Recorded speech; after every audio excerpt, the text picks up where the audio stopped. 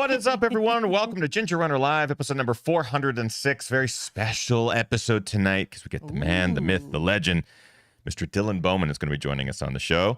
We're very excited about that. Brand new movie, Peak Life Experience, just dropped on the FreeTrail YouTube channel, which is Dylan and Ryan Thrower's creation. Ryan did a fantastic job on this movie, documenting Dylan's 2021 Hardrock experience, running through the beautiful San Juans. The reason we're talking about it tonight also is because Hardrock's happening this weekend, so it's kind of a perfect combination of great guest experiences around Hardrock, and all the stuff that Dylan has going on in his life, plus this movie. It's just, there's so much to talk about. So welcome everyone to the show. Sit back, relax. Ginger Runner Live, episode 406 begins now.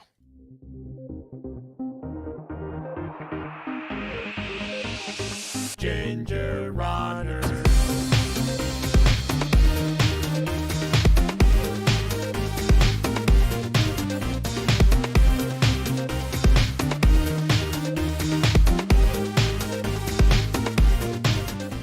Yay! What is up, everyone? Welcome to Ginger Runner Live, episode number 406. Thank you for taking some time out of your busy Tuesdays to spend a little bit of it with us. Hi. Hi, I left you hanging there just a little bit. It's okay. It's okay. We held on the title card like 3 seconds extra, so I kind of sprung it on you that we're coming out of that. Hi, everyone. Welcome to the show. We have a very exciting episode tonight. Our guest is Dylan Bowman, the one and only. I'm in my head, I'm kind of racking off things that Dylan does, and the list is long. Incredible ultra runner and adventurer, obviously. Filmmaker, media creator, entrepreneur with FreeTrail. Amazing host of podcasts. I say plural because he has multiple podcasts, but also host of Western States 100's live stream now. The voice of. The voice of. Him and Corinne do a fantastic job. That's also why I decided to wear the tropical shirt. There is already a call out to your shirt in support of Dylan's shirt wearing during Western States. I legit made the decision before the show. Like, I'm going to put on the tropical just for Dylan. Jean-Yves in the chat. Hi, Jean-Yves. Welcome. Called it out. Welcome to the show. So yeah, media creator, host, all of that good stuff. Merch. He also creates a ton of merch through FreeTrail now. So he's like a fashion designer. He's kind of changing the game in the trail scene.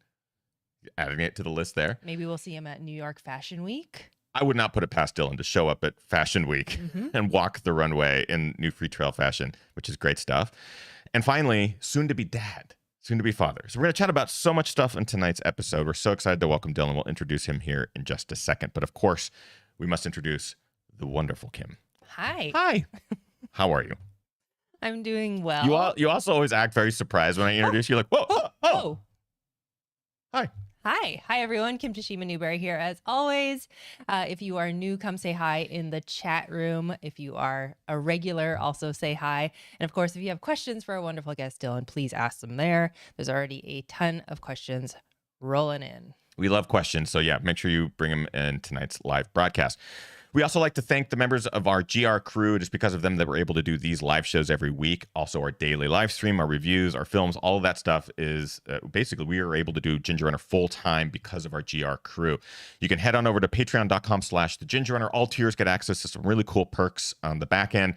We would love for you to join the crew. Really, it's an amazing global community of runners of all abilities, all levels, going through the same things that you're going through. So join the crew if you can.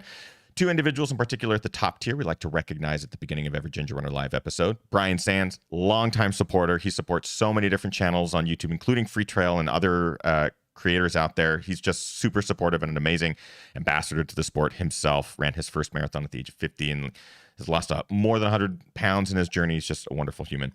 And a shout out to Brendan Quarrell, who is kind of heading up the contingent from down under. He's our Australian ambassador of the GR crew. Wonderful, hilarious guy. And he's training for a bunch of ultra races at the Yangs, which includes a 100-mile distance, which he plans on running in 2025. But he's running all the distances that race offers. And that's pretty exciting. So thank you, Brendan. Thank you, Brian. We appreciate you both very much.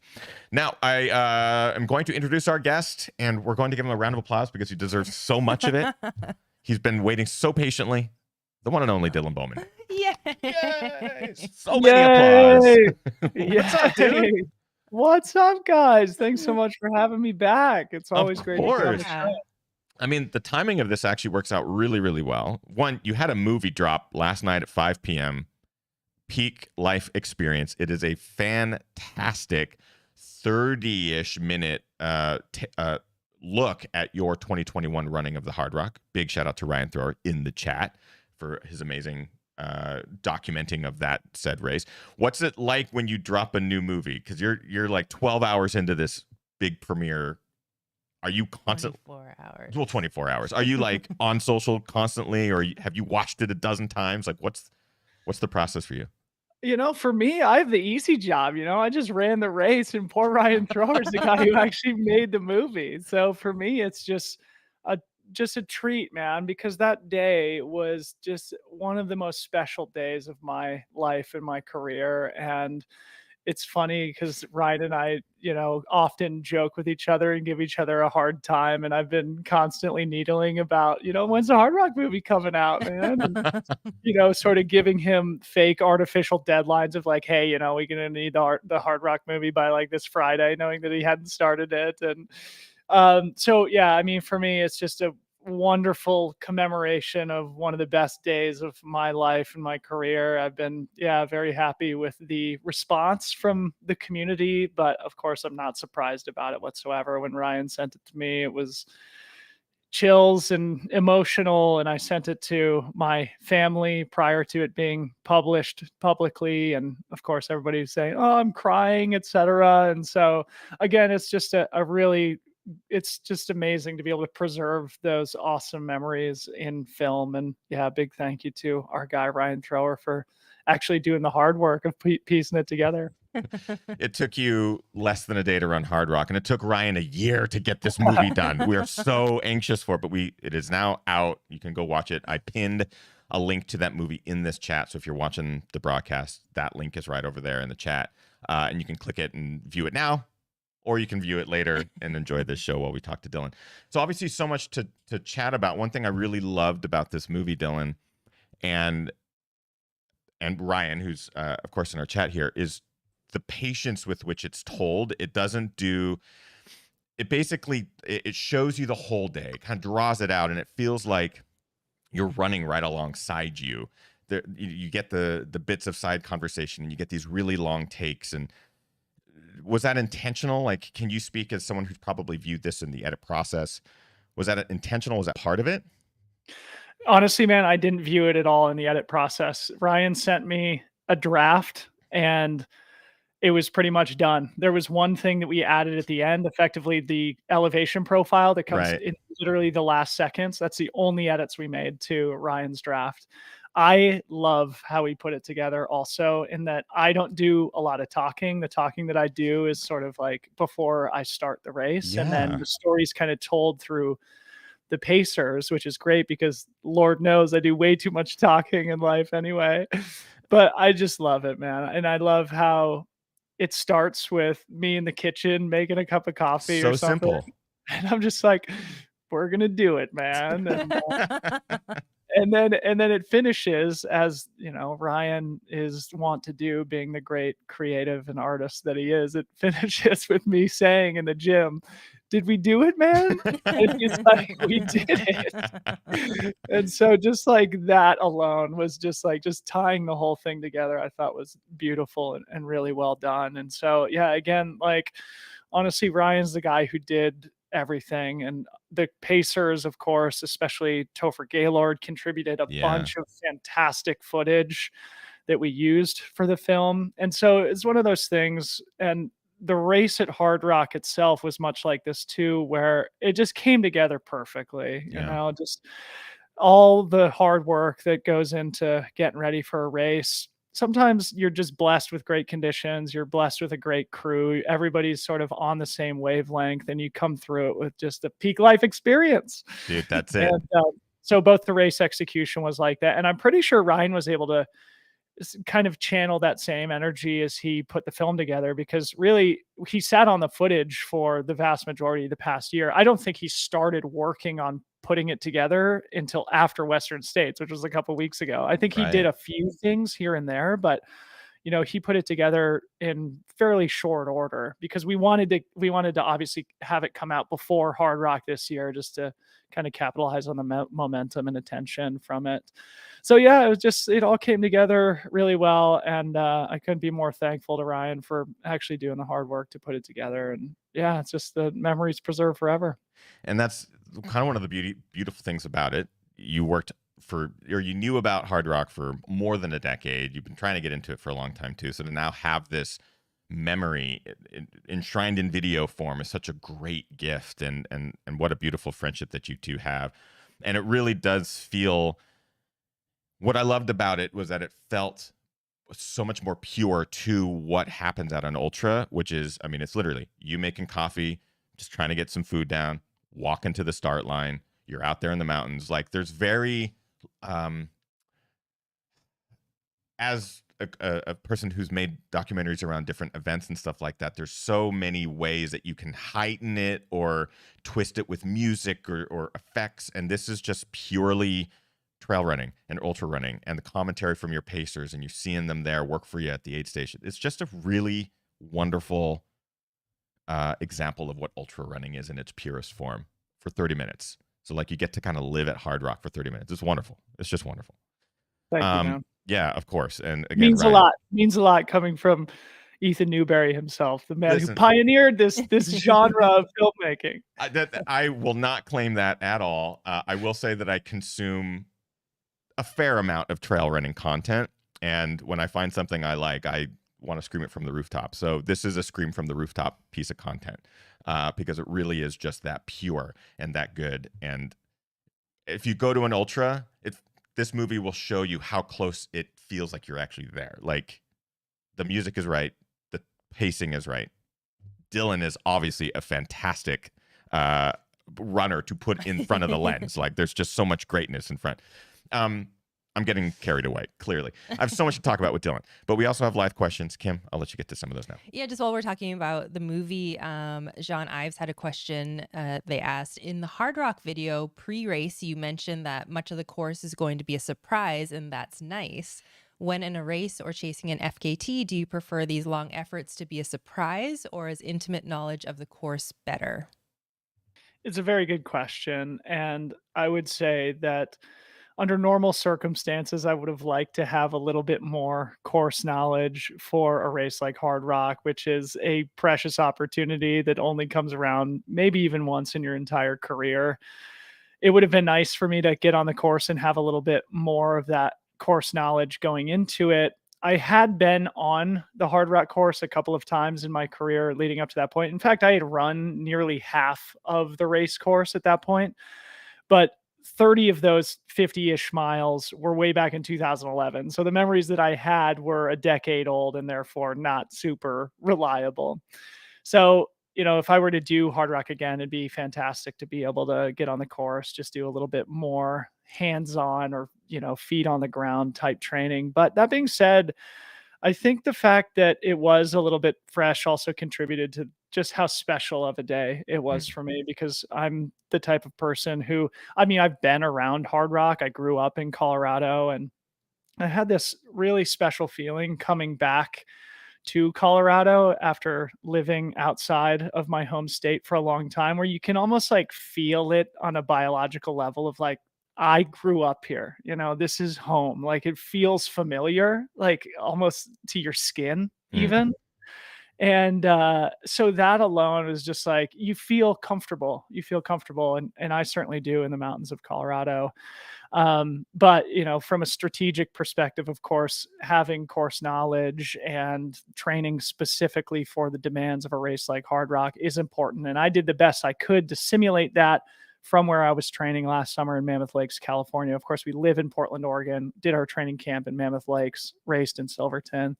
So that's sort of how we drew it up and mapped it out. And effectively, we did that basically because we could find an Airbnb there. We couldn't find one in Silverton. Sure. So I had a fantastic training block, was feeling really great at altitude. And then when I arrived in Colorado, I had that really special feeling of like, I am back at home and here we go. This is my chance.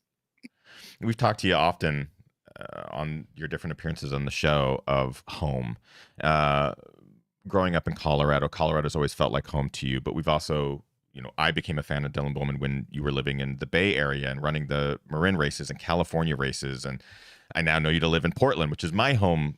That's where I was born. And so I'm like, man, you have these connections to all these places that we love and everything like that. So when you start talking about home, do you feel that call to Colorado? Do you feel that call to California? Do you feel that call to the Pacific Northwest? Like, how do you feel that cellular connection, that tangible connection to these different places? Yeah, so I've been very fortunate in my life. I've lived in Boulder, Colorado, Aspen, Colorado, the Bay Area, Marin County, California, one of the greatest places in the world, especially for trail running. You can see a photograph taken by my brother right behind me here from Marin, and now in Portland, Oregon. And so I've been very fortunate in the places that I've lived, and all of those destinations, of course, have a deep connection to the outdoors, and recreation is easily achieved from the front door in all Right. those different places. And so I think that's shaped the person that I am as an athlete, as a trail runner, as an outdoor person. And so, yeah, I think for us, for Harmony and I, we very much are feeling strong about, our life. I mean, as you know, and I'm sure we're going to talk about, we have another human being that's going to be entering our home and entering our family. And so now I'd really just love to be able to pass that feeling along to the next generation, to my son, and hopefully give him the same opportunities that were given to me in terms of access to the outdoors, access to opportunities to compete and push yourself and challenge yourself. And so, yeah, I think, a lot of my personal identity is shaped by the fact that I am a Colorado boy, that I view myself as a mountain person. And that type of identity, I hope to not necessarily pass down to my son, but at least like show him the value of what I've been exposed to over the course of my life, and give him a great home too. That's wonderful. Go ahead, Kim. We all know you're a fan of sports. I believe I may have brought up hockey with you the last time you were on the show. His least favorite your sport. least favorite sport. I have a hockey question for you. Oh, God. From the chat room right now. It's coming from Cody, and Cody says, being from Colorado, next California, and now Portland, are you partying with the Avs Cup win or the Kraken draft picks? Where does your sports alliance live in pro sports? Go Avs! Come on, the biggest fair weather fan of all time. I'm jumping on the bandwagon. It's funny because when I was growing up, that was the Patrick Waugh, Joe Sakic, Peter Forsberg era of the Colorado Avalanche. My dad played ice hockey in college at Marquette in Wisconsin. And so he sort of tried to beat the love of hockey into me a little bit. And I have to admit, it never really stuck, although I did go to a couple of the playoff NHL games when the Avs were competing for the Stanley Cup way back in those days. I think it was the late 90s. I mean, it's been that long, I think. Yeah, since it's been a long time for that. Yeah. But so I was living in Colorado when the NHL expanded into Denver and created the Avalanche franchise. But I can't say I'm a true hockey fan. I know you guys are on the Kraken train. But it's funny, I'm actually releasing a podcast tomorrow with Allie McLaughlin, who just won Mount Marathon. Yeah. And I didn't know it, but she grew up as an ice hockey player too. Like, she wanted to sort of go to college as a women's ice hockey player. Really? And so, people who want to learn a little bit more about that, we talk about that a little bit, but it was a fun part of her story. And so I've talked a little bit about hockey recently, but I can't say I'm an expert. I get the sense Dylan's warming up to the idea. Maybe. One of these days we're going to get some skates strapped on his feet and we're going to see how he does on the ice. I kind of want to talk, I think chronologic is probably the best way to sort of tackle this. So we chatted about the movie, your experience last year at Hardrock. We'll chat about this weekend's upcoming Hardrock here in a moment. And of course we'll talk about your son. But I do want to go back just a few weeks. It feels like it's crazy how time has moved so quickly. But Western States. So you are one of the faces. You and Corinne have just done such an incredible job. One of the faces, literally, that viewers are now able to watch and interact with while the race is going on. This is a whole bunch of new innovation and some really huge steps forward in broadcasting here in the United States in very remote locations. What's the experience like for you? So what do we not see that happens behind the scenes? Because I know a lot of work goes into not just all the camera and the tech and stuff, but like the preparation, because you have to sit down and talk for 24 plus hours. What does it look like on Dylan's end to prepare for something like that? You did a fantastic job. Oh, thank you so much. And again, like I said, as it pertains to Peak Life Experience, our new film, and Ryan Thrower, I have the easy job with the Western States stuff. And for me, as you just mentioned, Kim, I'm a lifelong fan of sports and somebody who has always been glued to Sports Center and the Super Bowl and the NBA Finals and everything that you can imagine, the Tour de France now. And so that love is just something that comes naturally to me. And I think it comes out naturally during the broadcast opportunities that I have. But in terms of my responsibilities, it is fairly that simple in that Corinne and I sit down and we've developed a great relationship, a great chemistry, and sort of have learned sort of how to work together and how to pass the ball back and forth, and what I'm more specialized at versus what she's more specialized at, which is typically like I sort of do more of the play by play, more or less. She does more of the color commentary. She's obviously much smarter and can talk about science and training and the literature that's been published on cooling strategies and things like that, where Right. I'm very much like just your average sports bro who gets really excited when I see things happen.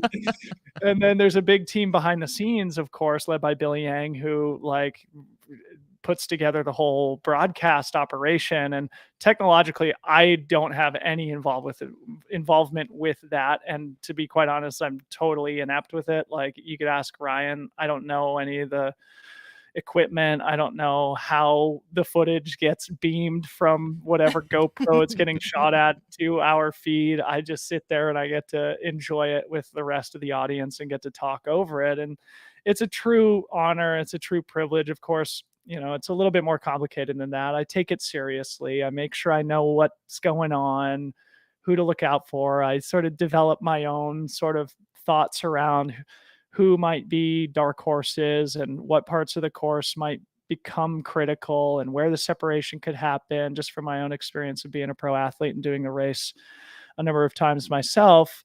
And then of course we do a lot of meetings throughout the year really, but specifically the winter and spring get pretty heavy. And then they turn the microphones on, they turn the cameras on, and it's as simple as just guiding the audience through what is a incredibly special, beautiful race.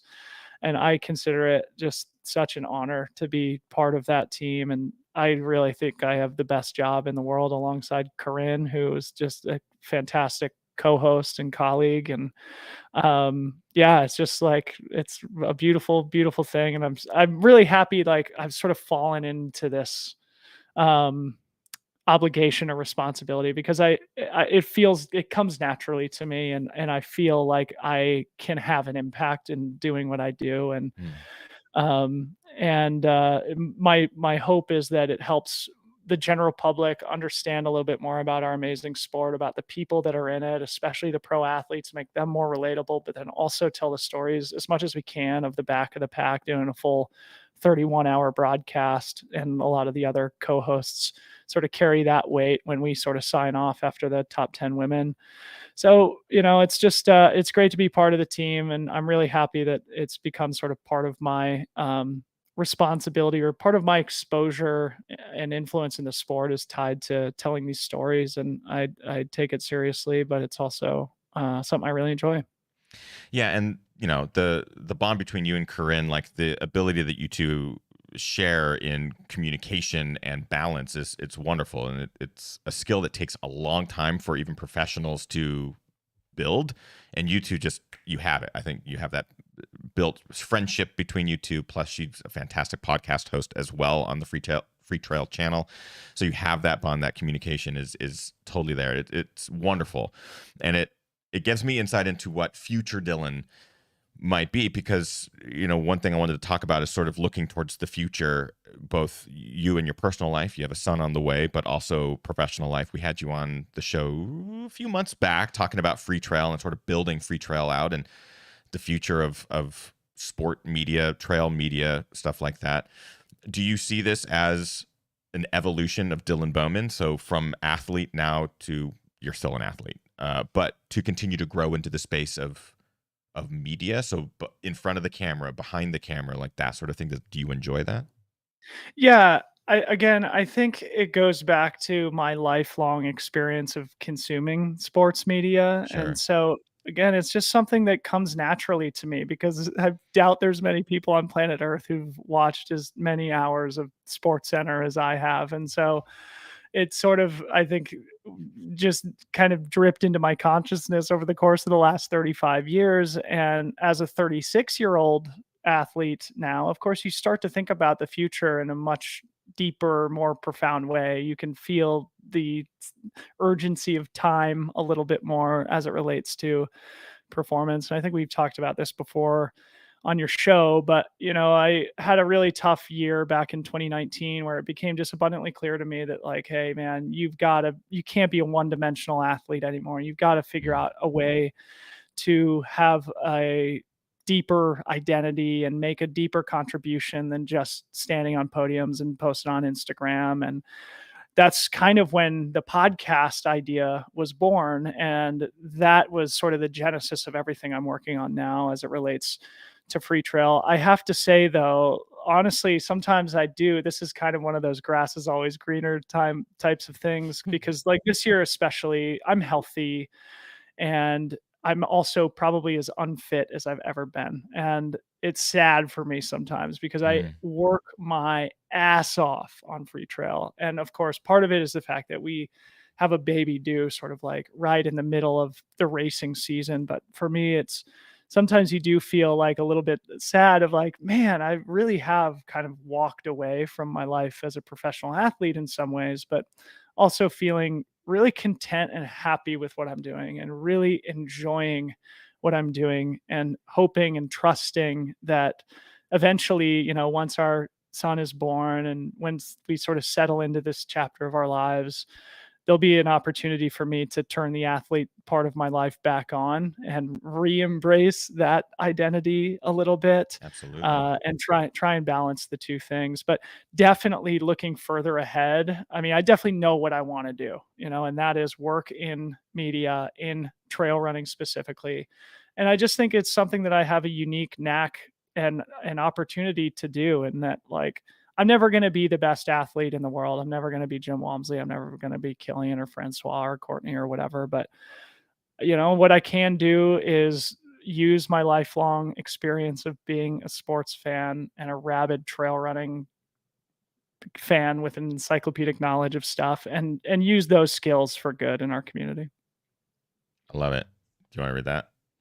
Yeah, Ryan Thrower in the chat is giving everybody a reminder. Dylan won Miwok and a 50 miler this year. FYI. Yeah, let's not forget. FYI, says Ryan. Dylan still on fire. Let's fucking go. He's still here, Dylan. Your athletic abilities haven't gone anywhere. Yeah. Tons of live questions. Obviously, want to give you plenty of time to get as many of those in. Yeah, there was a couple questions I know we're going to talk about, like with the obviously upcoming life changes for you all with the baby coming. There was a couple questions just centered around like, how do you see your running shape? Like, how's your running going to play out after your son is born? Honestly, I don't know is the short answer. But obviously that's going to be number one priority no matter what, right? So that is at least something that I don't even have to contemplate. If, like, I know I would love to train and race and compete at as high of a level as I possibly can for as long as I can. And, of course, Harmony understands that too. And she, I know, will be supportive of me in that respect when the opportunity comes again to commit myself. Of course, there's a lot of great examples of athletes in our sport who are fathers, and in a lot of cases, fathers of two or three. And for us, that's, I mean, at least for me specifically, that's a big inspiration knowing that it doesn't have to end, right? Like, it doesn't have to come to a close. The harder thing for me is to make sure that I'm balancing our work with FreeTrail, with being a great husband and dad, and then using whatever's left in terms of energy and time to devote towards my athletic life. But those two things I really don't want to sacrifice and won't sacrifice. And so the athletic part of my career realistically anyway. I'll be turning 37 in March. It's like I'm realistic about when your best days start to be more in the rear view. And I'm getting closer to that end of the spectrum, although I still definitely feel like I have a lot of gas left in the tank. And I think maybe this year of deeper rest and working on family and professional stuff might give me a new sense of energy and a new level of performance that I've never been able to achieve to this point, maybe next year. And, that little glimmer of hope is enough to at least get me out the door every day, even if I'm not really training at the level that I used to or that I want to sometimes. Mm-hmm. Again, life has seasons, and what I'm just really glad about is that this sort of step back from my athletic career has not been forced. In other words, I think we talked at some point on your show that when my ankle was broken, and so of course, knock on wood, I'm healthy, I feel good, but it's just a change in time management and in energy management and in priorities. And eventually, my hope is that chapter might revolve one more time, and that I'll have another shot to get on the race course myself. I know it'll happen. It's just a matter of yeah, I know it'll happen. It's just a matter of, taking care of the important things that have urgency, and that's being a dad and FreeTrail. And Cody in the chat room says, just means you get that dad strength. And we had Scott and Jenny Jurek on the show last week, and we talked a lot to Jenny Jurek about the mom strength and the different inspiration and motivation that kind of kept her going. Yeah, totally. I mean, that was a great show, great conversation. I do want to talk a little bit about, we're kind of talking about evolution, change a little bit, you having a son and how that sort of alters things. We're talking about media and how that's sort of shaping the sport or can shape it. With Hardrock, and now as a race director as well, do you have any input or anything in regards to how they're doing the lottery, their evolution, and how they're evolving it? Because obviously it's a topic of conversation right now.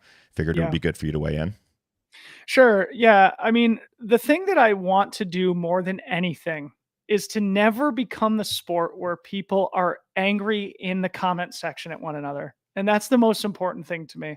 What we need to do is have conversations, and of course we all know that this is front of mind. And me personally, I'm speaking only on behalf of myself, having run Hardrock once in my entire life, I spent 10 years trying to get into that race.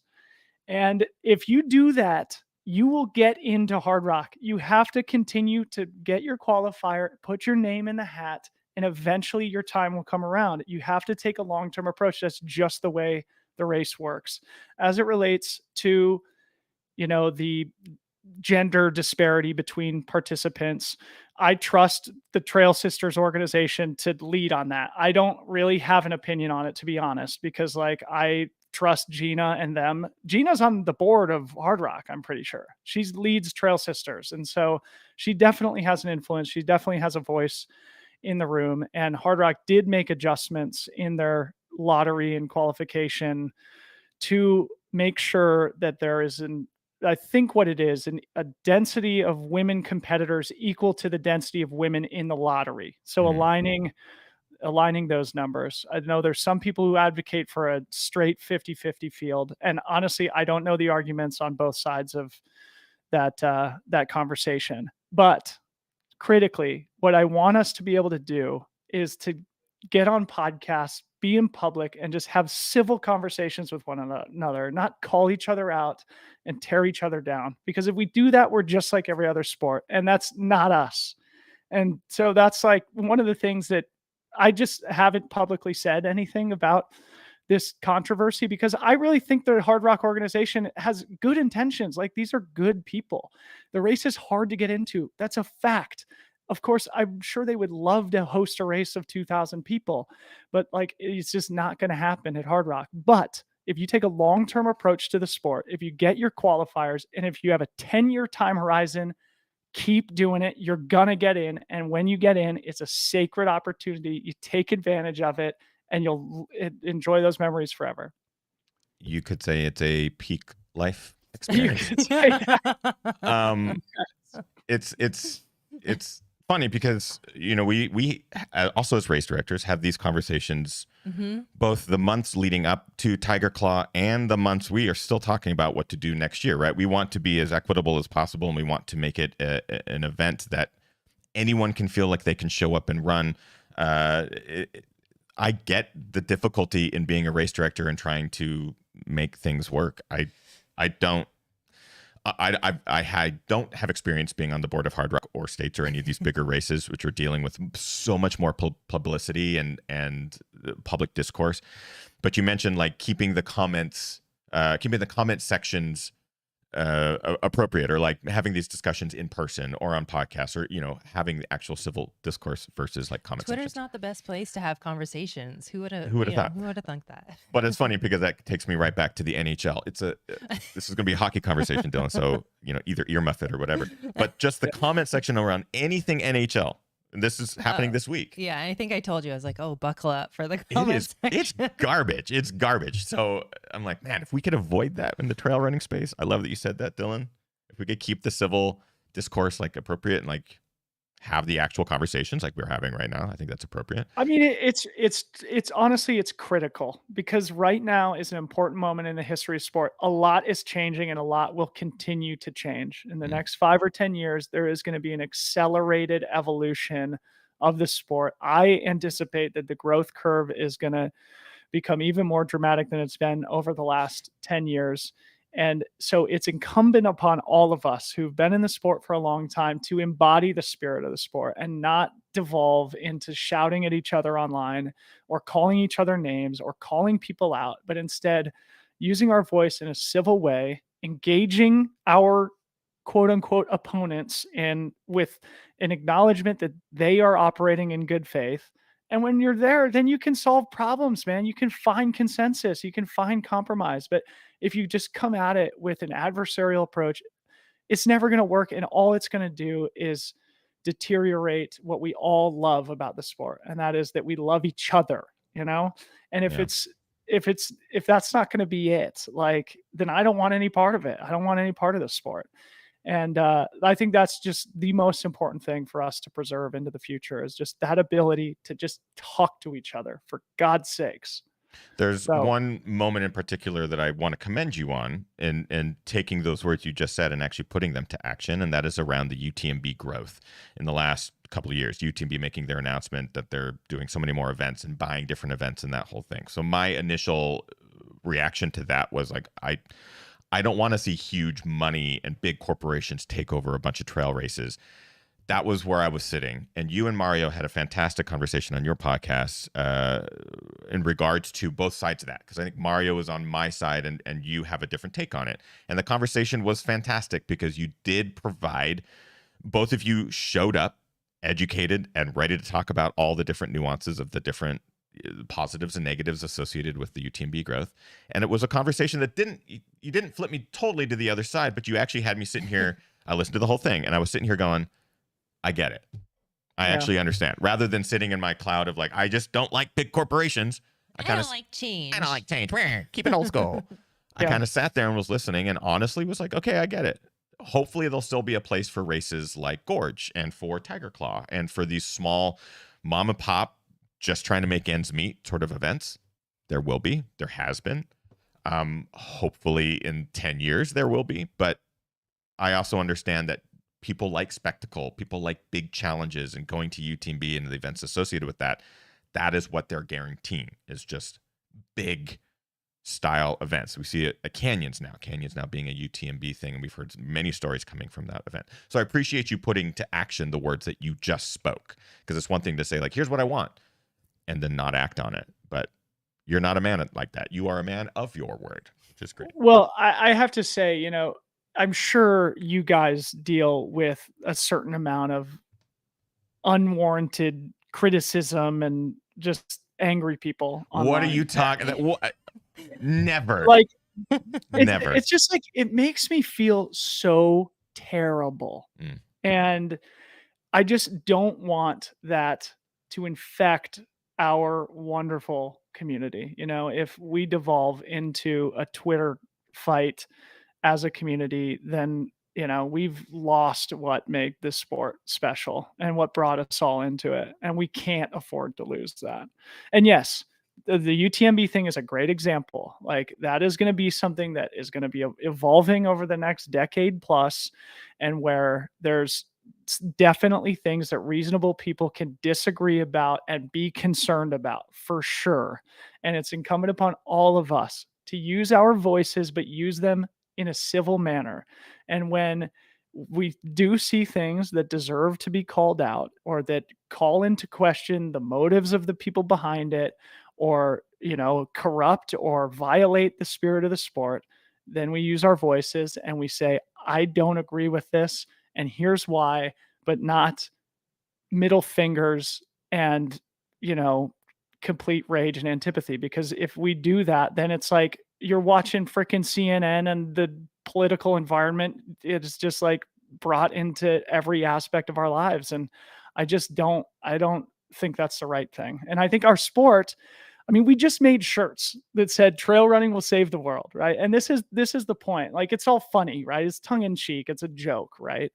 But that's my feeling, is like that ethos of like this sport and the culture behind it, the people within it have the power to change things. And if more people come into our sport and they're touched by human beings and touched by a community that really loves and cares about them, and where competition exists, but it's all friendly and in good sportsmanship, then those people leave and go into their daily lives and they are better people. And that's why trail running will save the world. But if we lose the spirit of trail running, then we're just like everybody else. And so, this is me on my soapbox here on GRL, but it's something I feel very passionately about, as you guys can probably tell. And whenever I see these conversations devolve on the internet to just rage and controversy, I shake my head. It makes me sad. But similarly, like when I get people who call me out without having any knowledge of who I am or what I stand for, I also go back and I defend myself to the online trolls. And I say, no, this is not true. And here's my cell phone number. You call me and we can talk about this. And the few people that have taken me up on it, we've since developed an interesting relationship where we've stayed in touch. And there's been a few people who've refused to call me on my cell phone and have a real conversation. And those people aren't the type of people who I think are capable of building anything productive in the world. Because if you can't have those conversations, if instead you're going to hide and call people out, then, you're not contributing. You're taking, and it needs to be a balance. So anyway, soapbox time. Excuse me. We're just running your cell phone number along the bottom of the screen. If you have a question for Dylan, you just call him directly. Here's his cell phone number. We'll also throw Ryan's up there. Why not? FreeTrail, free access. Eric Paramount, we had your question. Kim, you had to pull aside. Yeah, I just deleted it because Dylan totally answered it. Yeah. In regards to the trail running will save the world. They were curious, like what's the meaning behind that? I really appreciate those words, Dylan, because I think the last couple of years especially have been difficult because trail running is such a social sport. It's such a in-person experience, both on the trail where you're experiencing the actual difficulty of the race and you're sharing in that low with your fellow runners, but also at the finish line or at the start line or just the build-up. Like there is a inherent community around every event, big or small.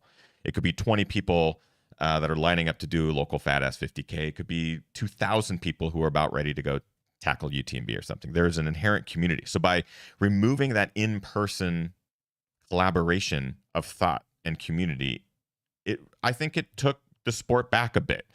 Now that we're kind of getting back into the role, I hope that we are able to have those conversations in person. And I truly appreciate people who can speak out about issues that they have with the sport, because I hope it continues to change the sport in a positive way. I would love to see the sport be fully inclusive and accessible to as many people, and we're not getting priced out, and we're not getting geared out, and we're not getting pigeonholed into lottery systems that are fair or unfair. Who determines the fairness?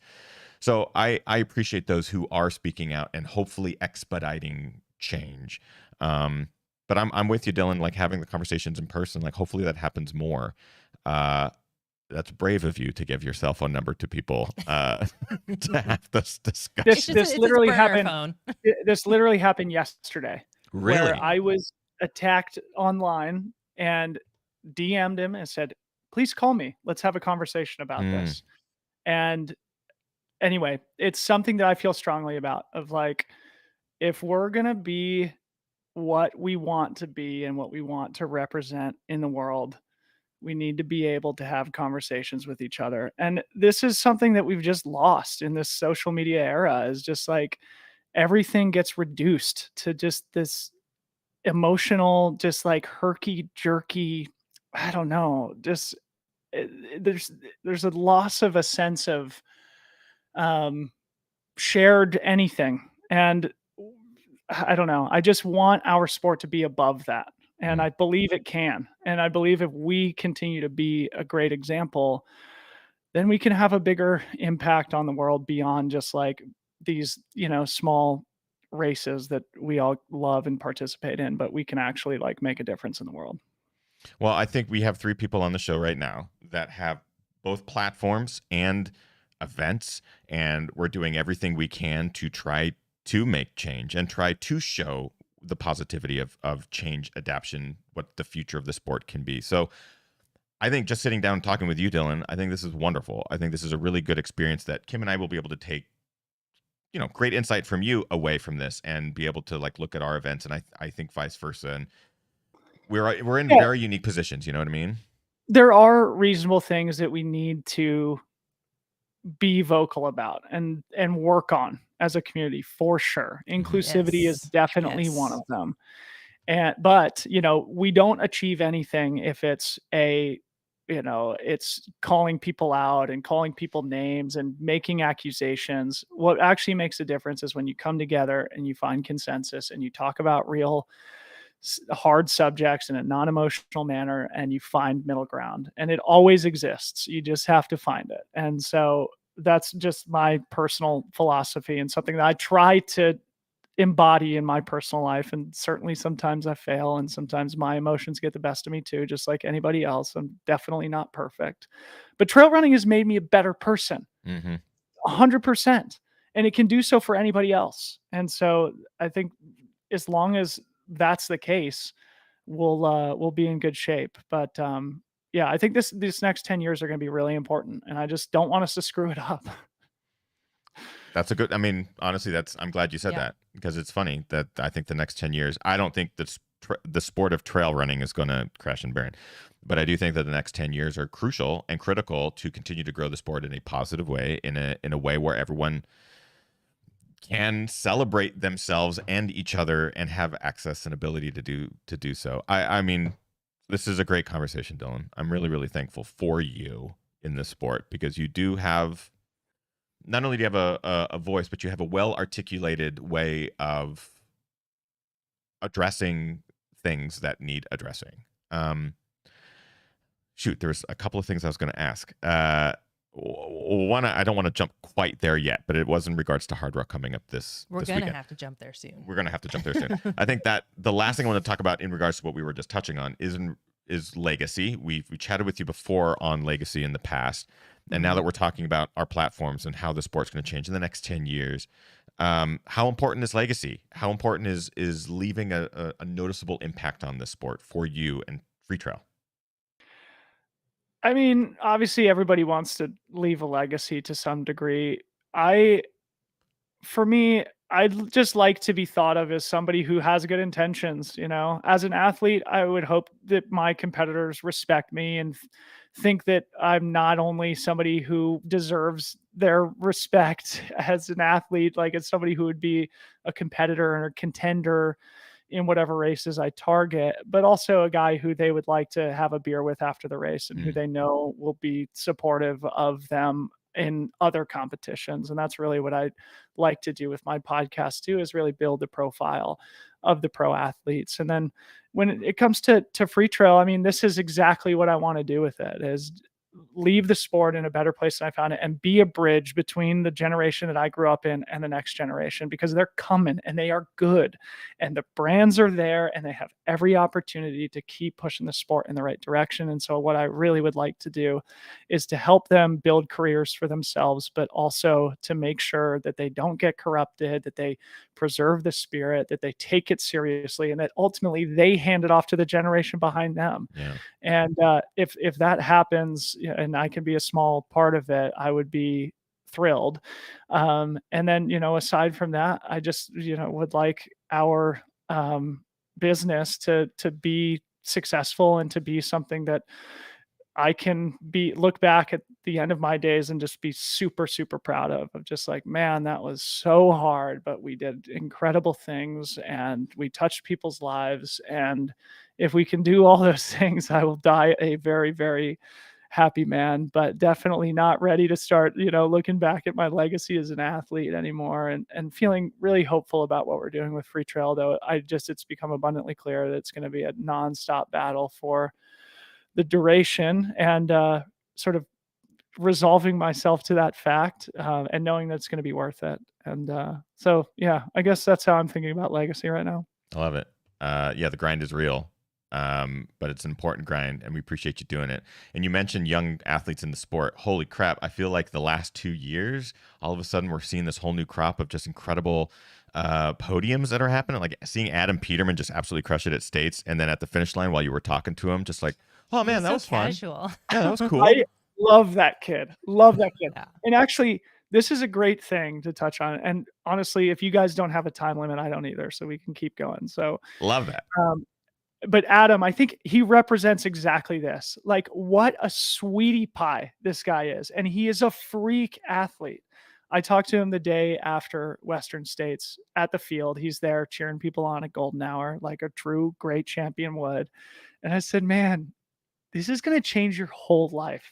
And he's like, I know, it's crazy. It's so crazy. I'm just like, I love you.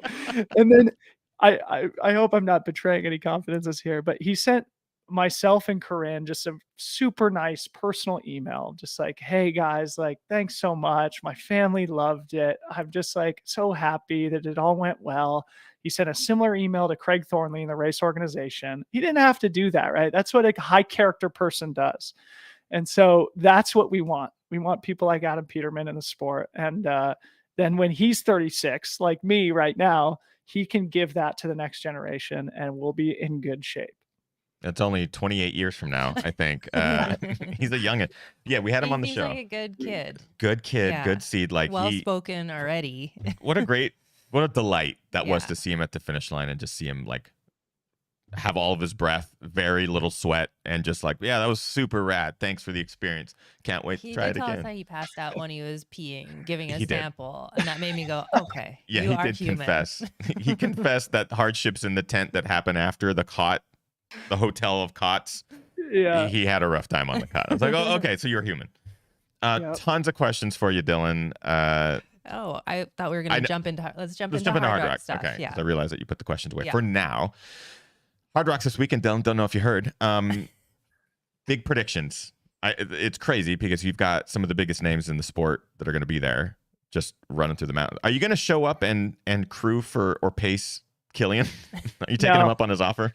I would have loved to have been there in person this year, but of course, Harmony's basically it could happen any day now in terms of when the baby's due. The baby's not due for a couple weeks, but it could happen any minute. And so, of course, I'm not going to take the chance, and I wouldn't go without her. So, yeah, I can't make it this year, but I'll be happily watching the iRunFar updates from afar.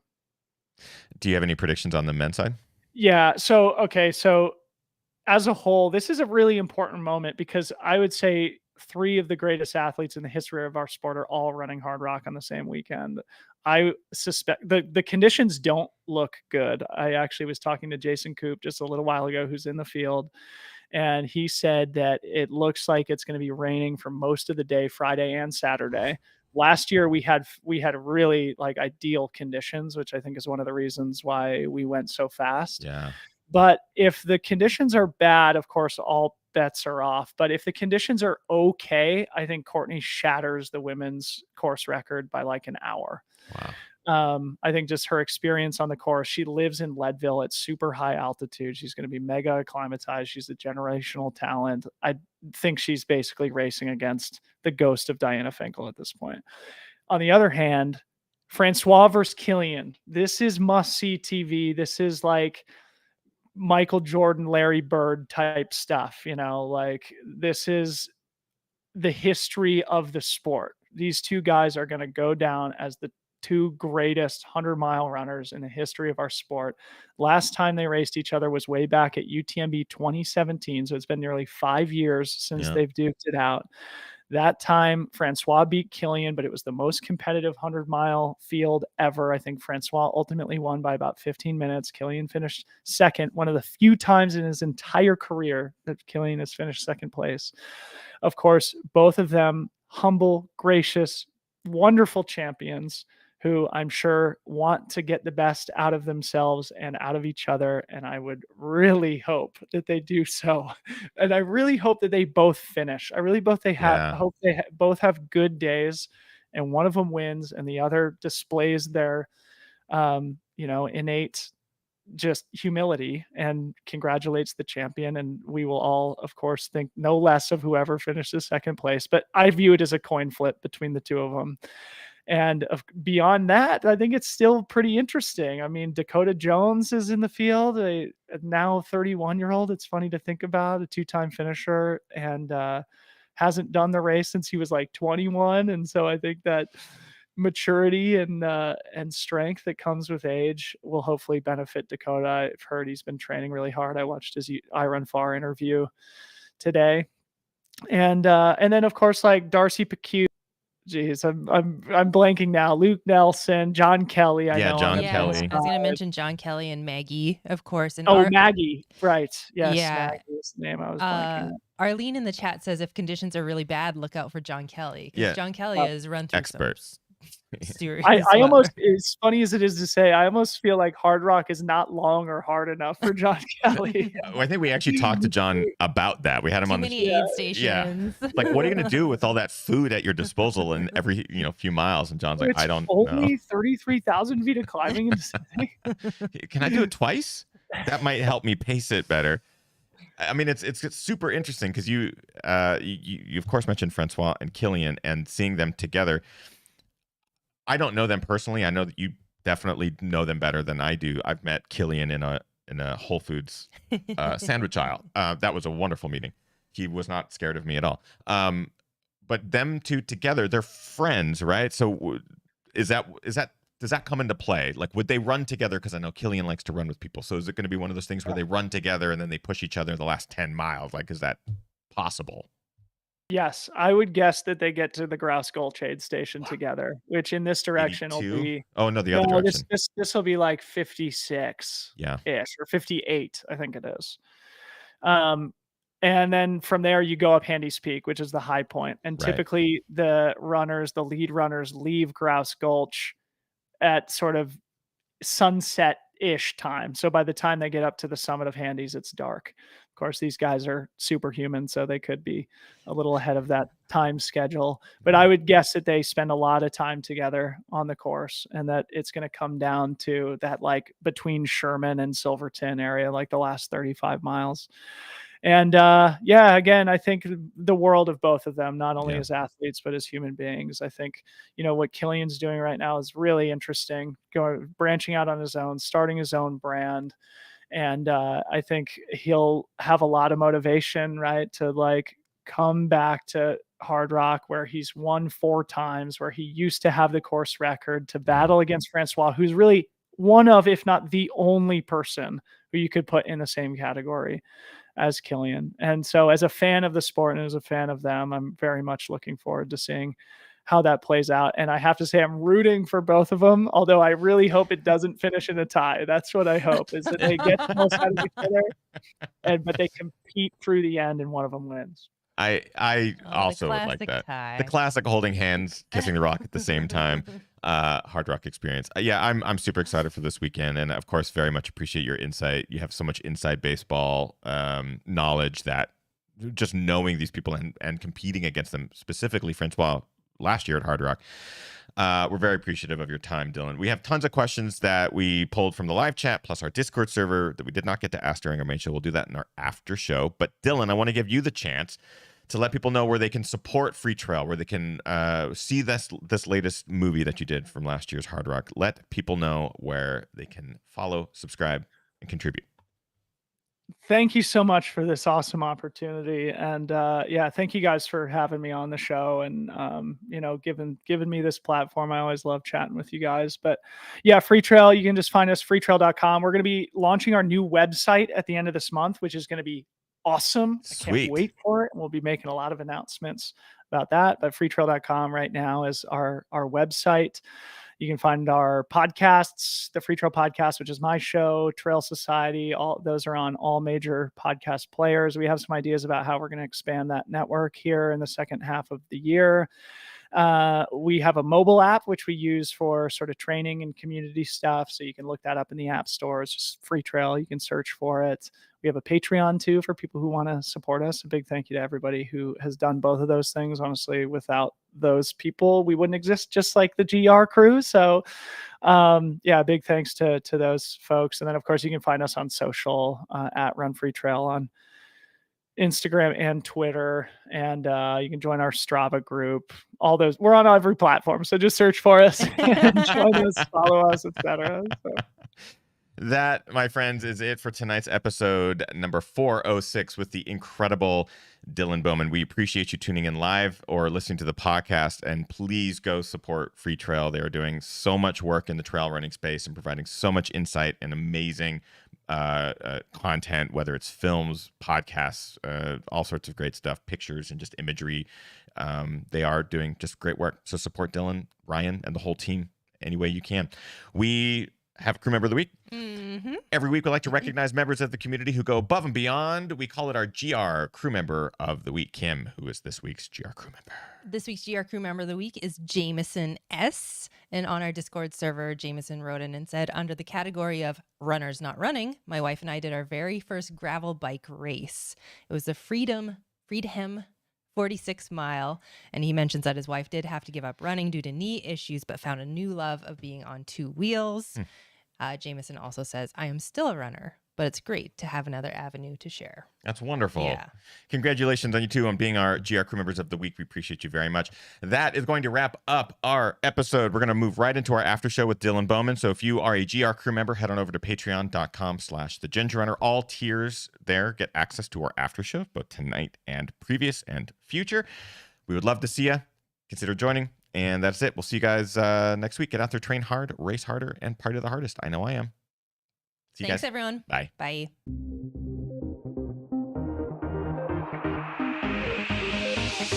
Ginger runner.